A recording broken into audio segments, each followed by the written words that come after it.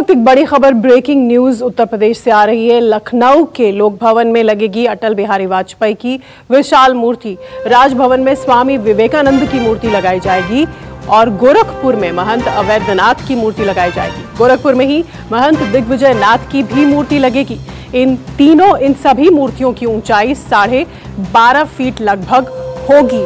लखनऊ के लोक भवन में लगेगी अटल बिहारी वाजपेयी की विशाल मूर्ति। राजभवन में स्वामी विवेकानंद की मूर्ति लगेगी। गोरखपुर में दिग्विजय नाथ की मूर्ति लगेगी और गोरखपुर में महंत अवैधनाथ की मूर्ति भी लगाई जाएगी। मूर्तियों की ऊंचाई 12.5 फीट। हमारे साथ अशोक तिवारी जुड़ गया। अशोक, का बड़ा फैसला ये योगी सरकार का।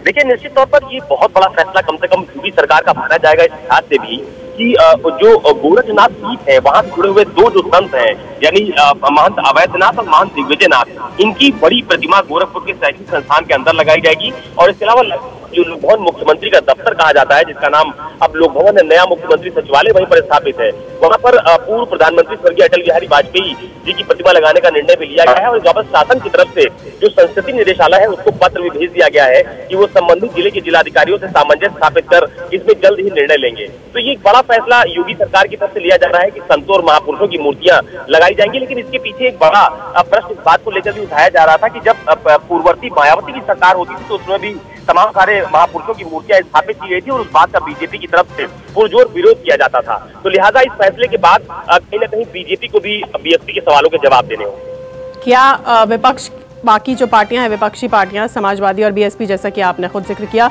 कोई रिएक्शंस मिली हैं इस योगी सरकार के फैसले को लेकर?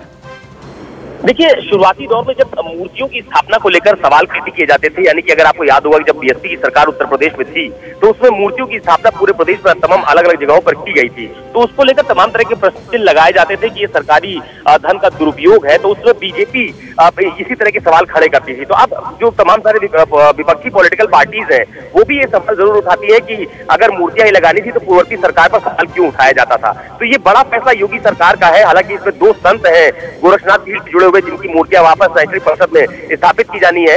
एक मूर्ति अटल बिहारी वाजपेयी जी की भी लगनी है लखनऊ के लोक भवन में। तो ये जरूर है कि इन सवालों के जवाब बीजेपी के लिए थोड़ी सी मुश्किल जरूर खड़ी करेंगे। धन्यवाद अशोक इस अपडेट के लिए। लखनऊ के लोक भवन में लगेगी अटल बिहारी वाजपेयी की विशाल मूर्ति। एक